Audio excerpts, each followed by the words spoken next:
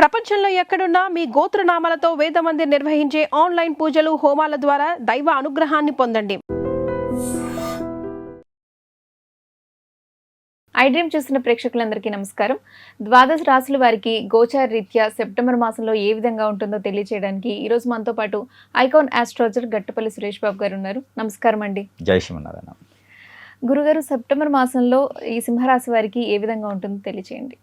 ఖచ్చితంగా అండి. సింహరాశి ఇటీవలే కొన్ని గ్రహాలైన స్థితిగతులు మారిపోయిన తర్వాత సింహరాశి వాళ్ళకి కొంచెం ఊపిరి పీల్చుకున్నాం, మహిష్మతి ఊపిరి పీల్చుకునే టైప్లో కొంచెం ముందుకు వెళ్తూ ఉన్నారు. వెళ్ళే తరుణంలోనే 12వ స్థానంలో గ్రహణం ఒకటి ఏర్పడటం. ఈ గ్రహణ ఛాయలు వచ్చేసి 3 మాసాలు ఉంటాయి. అందులోనూ మీనరాశిలో ఏర్పడ్డటువంటి శని భగవాన్ యొక్క అశుభ దృష్టి ఇది వచ్చేసి డిసెంబర్ 11వ తారీఖు వరకు కూడా కొనసాగుతూ ఉంటుంది. అంటే ఎక్కడేసి అక్కడే ఉండబోతుంది ఈ డిసెంబర్ 11వ తారీఖు వరకు కూడా. కానీ గ్రహాల యొక్క స్థితిగతులు ఏం చేస్తున్నాయి అంటే 2వ స్థానంలో బుధుడు, 3వ స్థానంలో శుక్రుడు ఏర్పడి ఉన్నారు. వీళ్ళ వలన సింహరాశి వాళ్ళకి ఒక రకం కలిసి వస్తుంది అని చెప్పవచ్చు. ఈ శని భగవాడికి అశుభ దృష్టి, గ్రహణం ఒక అశుభ దృష్టి తప్పితే వేరే అయితే 1-2 సార్లు చేస్తే పని అయితే అవ్వచ్చు. కాకపోతే ఒకటి వీరికి ఆరోగ్య సమస్య అయితే కొంచెం కనపడుతూ ఉంది. ఎందుకు కనపడుతుంది అంటే కనుక వీరి స్థానంలో కేతు ఉన్నాడు, 2వ స్థానంలో బుధుడు ఉన్నాడు. కాబట్టి కొంతమేర ఎదుటి వాళ్ళ దగ్గర నుంచి మోసపోవడం కూడా జరుగుతూ ఉంటుంది. మోసపోవటము, ఇబ్బంది అవ్వటము, పెళ్లి సంబంధాలు కుదిరి పెళ్లి తాలిబొట్టు కట్టే టయానికి ఆపండి ఒకసారి అంటారు చూసారా పాత సినిమాల్లో, ఆ టైప్లో తాలిబొట్టు కట్టేంత వరకు కూడా నమ్మకాలు ఉండవు అనమాట. కాబట్టి అందుకోసమే సింహరాశి వాళ్ళు పెళ్లి చేసుకోవాలంటే నేనైతే చెప్తే ఈ సంవత్సరం వద్దు అని. అలాంటి ఆడపట్టుకుని తట్టుకోలేం కదా, అందుకని వద్దు అని చెప్తాను అనమాట. అందుకని నెక్స్ట్ ఇయర్ ఫిబ్రవరి 17వ తారీఖు మొదలు పెట్టుకుంటే సరిపోతుంది. అదే మన అమ్మాయి మన అబ్బాయిని అనిపించుకోవచ్చు, కానీ తాలిబొట్టు కట్టేయడానికి ఎవరో వచ్చేసి ఆపండి అన్నాడు అనుకోండి. అందుకని పెళ్లి చేసుకోకుండా ఉంటే ఈ సంవత్సరం వరకు చేసుకోకుంటే సరిపోతుంది. ఇంకా తట్టుకోలేమండి అలా కావాలేదంటే కనుక వారు ఏం చేయాలంటే రావి చెట్టుకి కానీ ఆవి చెట్టుకి కానీ పెళ్లి చేసేయాలి ముందు, లేకపోతే కనుక కొబ్బరి చెట్టుకి పెళ్లి చేసేసేయాలి. లేకపోతే ఆ ఇబ్బంది అయితే ఎవరొకరు వస్తారు పంచి పట్టుకొని వచ్చేసి ఆపండి పెళ్లి అంటారు. అది వద్దు, ఐరన్ లెగ్ శాస్త్రం వస్తారు. లేకపోతే అందుకని ఈ 2 పరిహారాలు చేసుకోవాలి. ఆగలేని వారు, ఇంకా తప్పదు అనుకునేవారు, వయసు అయిపోతుంది అనుకునేవారు, లేకంటే నెక్స్ట్ ఇయర్ ఫిబ్రవరి 17 వరకు ఖచ్చితంగా ఉండాలి. ఇంకో రెండోది ఏంటంటే విదేశీయానం. విదేశాన్ని వెళ్ళినట్టే ఉంటారు కానీ వెళ్ళరు. ఇంక రేపు వెళ్తున్నాను బ్యాగ్లో అంతా బట్ట సర్దుకుంటారు కానీ వెళ్ళలేరు. లేదంటే ఆటంకాలు ఎదురవుతూ ఉంటాయి అన్నమాట. ఎందుకంటే గ్రహాన్ని యొక్క స్థితిగతులు అలా ఉంటాయి. ఇక వీరికి రవి దశ కానీ బుధ దశ కానీ నడిచిందనుకోండి, కొంతమేర పర్వాలేదు అనుకోవచ్చు. కొట్లాట్లు అవుతాయి, గొడవలు అవుతాయి, కానీ పని అవుతుంది చివరికి. వెళ్ళేటప్పుడు బండి మీద వెళ్తూ ఉంటాము, బండికి పంచర్ పడిద్ది, లిఫ్ట్ అడుగుతాము, వాడు ఎక్కడ పోయి గుద్దుతాడు. మళ్ళీ ఆటో ఎక్కుతాము, వాడు ఆపి వెళ్తూ ఉంటాడు. బస్సు ఎక్కుతాము, అది బండి ఎక్కడ ఆగిపోద్ది, కానీ వెళ్తారు చివరికి. పొద్దున్న 9 అనుకుంటే నైట్ 9 కింద వెళ్తారు, ఆ స్థానానికి వెళ్తారు, చిన్నగా పని అవుతుంది అనమాట. అలాంటివి ఉన్న పరిస్థితులు ఏమైందంటే మంచి శుభకార్యాలు కానీ శుభ సంబంధించినవి కానీ చేసుకోకపోవడం మంచిది. ఏదైనా శుభకార్యాలు పాల్గొన్న మాట పడతారు కానీ పని అవుతుంది, డబ్బులు వస్తాయి కానీ మాట పడాల్సి వస్తుంది కదా. అందుకని నెమ్మదిగా ఉండాలి. ఏదైతే అనుకుంటారో అది వీళ్ళు ఏంటంటే ఖచ్చితంగా ఒక పని 4 సార్లు కాదు 10 సార్లు చేస్తేనే అవుతుంది. విరక్తి విసుకొస్తేనే ఆ పని అవుతుంది. కాబట్టి కొంచెం జాగ్రత్తగా ఉంటే బాగుంటుంది సెప్టెంబర్ మాసంలో ఈ యొక్క సింహరాశి వాళ్ళకి. మరొకటి ఏంటంటే కనుక సినీ రంగం రాజకీయ రంగంలో ఉన్న వారికి అయితే కొంతమేర వీళ్ళకి పదవులు అయితే చేకూరుతాయి. కాబట్టి అదొక్కటైతే కొంచెం బాగుంటుంది అనిపిస్తుంది. కొత్త అవకాశాలు వస్తాయి. బ్యాంకింగ్ రంగాల్లో ఉన్న వారికి అయితే కొంతమేర బాగుంది అనిపిస్తుంది. అలానే మీడియా రంగాల వాళ్ళకి కూడా డబ్బులు అనేది చేయగలుగుతూ ఉంటాయి. కాకపోతే ఖచ్చితంగా వీరి మీద అందరికన్నా ఉంటుంది. కాబట్టి జాగ్రత్తగా ఉండాలి. జాగ్రత్తగా లేకపోతే మాత్రం సింహరాశి వాళ్ళకి ఏమి ఉండదు, వాళ్ళ గురించే మీడియాలో భజనలు ఉంటాయి అన్నమాట.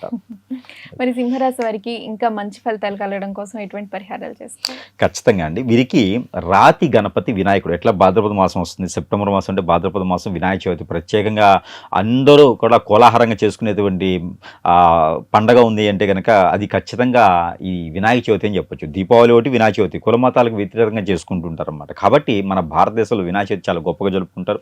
అందులో సింహరాశి వాళ్ళు వినాయక చవితి అంటే వాళ్ళకి ఇంకా ప్రాసిద్ధి అనమాట.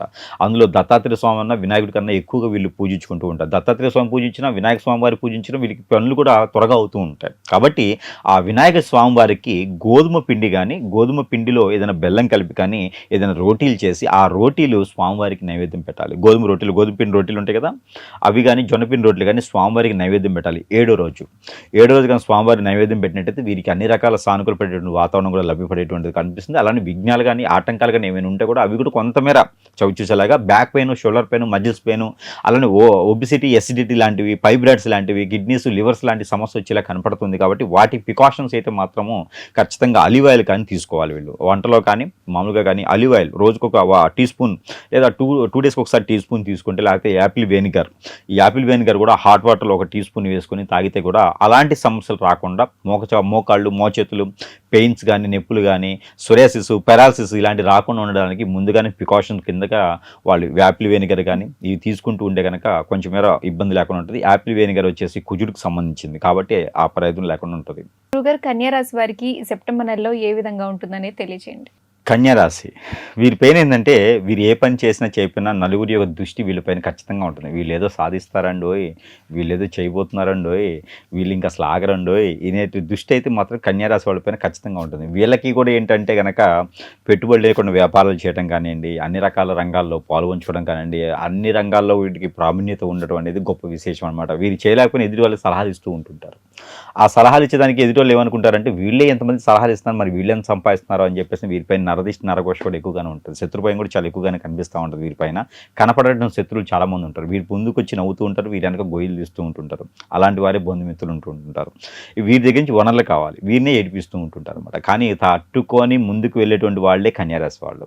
కన్యారాశి వాళ్ళు లేకపోతే ప్రపంచం ఏమైపోద్దు అనేటటువంటి పరిస్థితిలో ఉంటుంటారు అనమాట. అలానే గ్రహాల యొక్క స్థితిగతులు కూడా లాభస్థానం 11వ స్థానంలోనే గ్రహణం ఒకటి ఏర్పడింది ఆగస్టు 12వ తారీఖున సూర్యగ్రహణం. దాంతోపాటు ఇక్కడ గ్రహాల యొక్క స్థితిగతులు ఏంటంటే కనుక కన్యారాశికి అధిపతి 2 బుధుడు కన్యారాశిలో ఉండడం, శుక్రుడు కూడా శుక్రుడు రాశి అధిపతి అయినటువంటి తులారాశి వారికి శుక్రుడు ఉండడం, ఈ యొక్క 12వ స్థానం నుంచి ఇక్కడ చూసుకున్నట్టయితే కనుక కేతు ఉండడం, ఇక్కడ వచ్చేసినప్పుడు 2వ స్థానంలో శుక్రుడు ఉండటం, ఈ యొక్క గ్రహస్థితి కూడా కొంతమేర బాగానే ఉంటుంది. కానీ స్త్రీలతో కొంచెం జాగ్రత్తగా ఉండాలి. స్త్రీలైనా పురుషులైనా, కన్యారాశిలో పుట్టినటువంటి స్త్రీలైనా కన్యారాశిలో పుట్టిన పురుషులైనా సరే కొంచెం ఎదుటివారిగా ఉన్నటువంటి స్త్రీ పురుషులతో కొంచెం జాగ్రత్తగా ఉంటుండాలి. వీరు మంచి కోసం మాట్లాడినా కూడా వాళ్ళ దగ్గర నుంచి కొట్లాట్లు, గొడవలు అయ్యేటువంటి ఆలోచన ఉంది.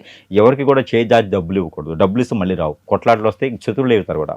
కాబట్టి ఈ సెప్టెంబర్ మాసం కూడా వీరికి కొంతమేర బాగానే ఉంటుంది అని చెప్పొచ్చు. కానీ కొన్ని విఘ్నాలు అయితే ఏర్పడతా ఉంటాయి. పోయినటువంటి 2-3 మాసాల క్రితం వచ్చినటువంటి లాభాలు కావచ్చు, నష్టాలు కావచ్చు, పేరు కావచ్చు, ప్రఖ్యాత కావచ్చు, డబ్బులోని ఆదాయం కావచ్చు, ఇవన్నీ కూడా రాకపోయి ఉండొచ్చు. కానీ ఇక్కడ మంచి వనరులు, నడవడిక, కొత్త రకమైనటువంటి వ్యాపారాలు కానీ వీరికి చూసేటువంటి ఆలోచన కనిపిస్తుంది. కానీ సెప్టెంబర్ 10వ తారీఖు లోపైతే వీరు ఏదైనా ఇండస్ట్రీలు కానీ, కొత్తగా కంపెనీలు కానీ, కొత్తగా ఆఫీసులు కానీ ఇంకేదైనా ఓపెన్ చేసేటువంటి కనిపిస్తూ ఉంది. కాబట్టి దాని దగ్గర ప్రికాషన్స్ అయితే తీసుకుంటూ ఓపెన్ చేసుకుంటూ ఉండాలి. అలానేది విదేశీయానం వెళ్ళాలనుకున్న వారైతే కనుక ఈ మాసం సెప్టెంబర్ మాసం 22వ తారీఖు తర్వాత ప్రయత్నం చేస్తే వీరు ఇండిపెండెంట్గా చేసుకోవాలి. బ్రోకర్లు, ఏజెంట్లు, కన్సల్టెన్సీ ద్వారా వెళ్ళారంటే వచ్చి మోసపోతారు. ఫోన్లు కూడా తీరు, వీళ్ళకి ఆఫీస్ చుట్టూ తిరుగుతూ ఉండాలి. కాబట్టి అలాంటిది ఏమీ చేయకుండా వీరు ఇండిపెండెంట్గా ప్రయత్నం చేస్తే ఖచ్చితంగా వెళ్ళేటువంటి యోచన అయితే కనపడతా ఉంది. ఇక ఇంట్లో బంధుమిత్రులు రావడం, ఏదైనా పేరెంటాలు ఫంక్షన్లో పాల్గొనడం లాంటివి చేసుకుంటూ పెళ్లి కాని వారు ఉంటే కనుక అక్కడే సంబంధాలు కుదిరేసి అన్ఎక్స్పెక్టెడ్గా పెళ్లి కూడా అయ్యేటువంటి యోచన ఉంది. కాబట్టి ప్రతి కంపెనీ, ప్రతి దేంట్లో కూడా, ప్రతి పేరెంటంలో కానీ, ప్రతి ఫంక్షన్లో కూడా అటెండ్ అవ్వాలి కన్యారాశి వారు. కంపెనీ లేకపోతే వీరికి నష్టం అవుతుంది. కాబట్టి అలాంటి ఫంక్షన్లో పాల్గొన్నారనుకో వీళ్ళకే లాభం. ఓహో, ఈ అబ్బాయి అండి, ఈ అబ్బాయికి అమ్మాయిని ఇవ్వచ్చండి, ఈ అమ్మాయి అండి మా అబ్బాయి ఉన్నారండి, పెళ్లి చేసుకోవచ్చు అని వీళ్ళకి కూడా పెళ్ళి అవుతుంది అనమాట. కాబట్టి వీళ్ళకి మంచి జరుగుతుంటే వెళ్ళాలి కదా. కానీ ఖచ్చితంగా వెళ్ళి పెళ్లి చేసుకొని రావాలి. పెళ్ళి అయిన వాళ్ళు కాదు, కాని వాళ్ళు మాత్రమే.